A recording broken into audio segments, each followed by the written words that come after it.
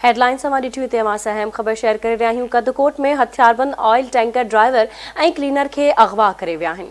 B section थाणे जी हद मां driver Mohammad Ali मंगी ऐं क्लीनर खे अगवा कयो वियो आहे। अहम ख़बर अवांखे ॾियूं पिया। कदकोट में हथियारबंद ऑयल टैंकर ड्राइवर ऐं क्लीनर खे मुबैना अगवा करे विया आहिनि।